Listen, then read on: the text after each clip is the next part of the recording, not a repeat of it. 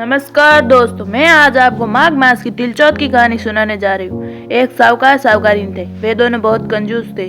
वो दोनों कभी भी कोई धर्म पुण्य व्रत कथा नहीं करते थे। उनकी कोई संतान भी नहीं थी। एक दिन उनकी पड़ोसन माघ मास की चौथ की कहानी सुन रही थी। साहूकारीन ने उसे देख लिया और वे उस पड़ोसन के पास जा पहुंची और बोली, तुम क्या कर रही हो? तो पड़ोसन बोली कि आज मैंने तिलचौथ का व्रत रखा है, तो मैं तिलचौथ की कहानी सुन रही हूँ। यह सुनकर साहूकारीन ने उसे पूछा, इससे क्या होता है? तो पड़ोसन बोली कि इससे अन्न धन मिलता है और संतान होती है। यह सुनकर साहूकारिनी बोली, मेरे संतान नहीं है। यदि मेरे भी संतान होगी तो मैं 1.25 मन का तिलकुट का भोग लगाऊंगी और तिलचौथ का व्रत रखूंगी। अब उसके लड़का भी हो गया। तब वे बोली कि इसका विवाह होगा तब भोग लगाऊंगी। थोड़े ही समय बाद लड़का बड़ा हो गया और उसका विवाह तय हो गया और वे बारात लेकर गए। और तब सोत माता ने सोचा कि बेटा पैदा होने पर तिलकुटा चढ़ाने का बोला था, लेकिन अब तो बेटे का विवाह होने जा रहा है तो भी तिलकुटे का भोग नहीं लगाया। अगर ये मेरे भोग नहीं लगा रही तो इसे सबक सिखाना होगा, नहीं तो कलयुग में हमें कोई नहीं मानेगा। तो दूल्हे के 3 फेरे होते ही चौथे फेरे में चौथ माता कड़कड़ाती हुई आई और दूल्हे को उठा ले गई और उसे गांव के किनारे रास्ते में पीपल के पेड़ पे बिठा दिया। और फिर विवाह में हाहाकार मच गई और दूल्हे को इधर उधर ढूंढने लगे, लेकिन दूल्हा कहीं नहीं मिला। और इस तरह कई दिन बीत गई और अब गणगौर आई। चैत के महीने में गांव की लड़कियां डूब लेने के लिए पीपल के पेड़ के नीचे से गुजर रही थी और वहां पर पीपल पर बैठा दूल्हा रोज एक लड़की से बोलता, आ मेरी अदबी भाई दुल्हन।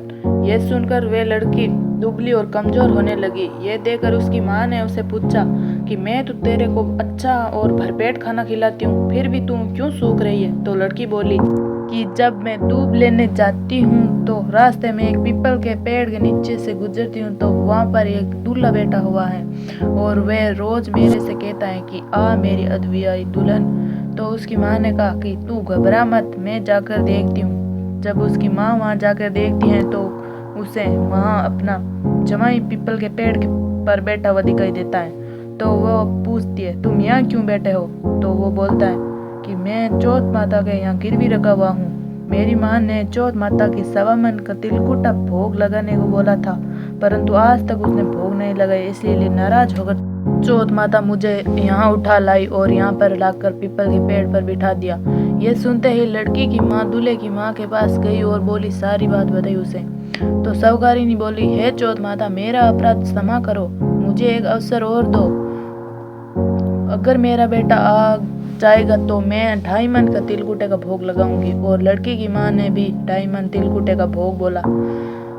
यह सुनकर चौथ माता राजी हो गई और उन्होंने उस बेटे को फेरे में लाकर बिठा दिया और धूमधाम से उसका विवाह हो गया। उसके बाद पीछे से सभी लोगों ने चौथ माता को तिलकुटे का भोग लगाया और सारी नगरी में ढिंढोरा पिटवा दिया और बोला कि कोई भी चौथ माता का व्रत करेगा तो उसे तिलकुटे का भोग जरूर लगाएगा। हे चौथ माता, जैसे उसके बेटे बहू को मिलाया वैसे ही सबको मिलाना और सभी पर अपनी कृपा बनाए रखना। कथा सुनने वालों एवं हुंकारा भरने वालों की सभी मनोकामना पूरी करना। कोई भूल चूक हो तो माफ करना। जय हो चौथ माता की। दोस्तों, अगर आपको ये वीडियो पसंद आया है तो लाइक करना एंड चैनल पे नए हो सब्सक्राइब करना। Thanks for watching. बाय।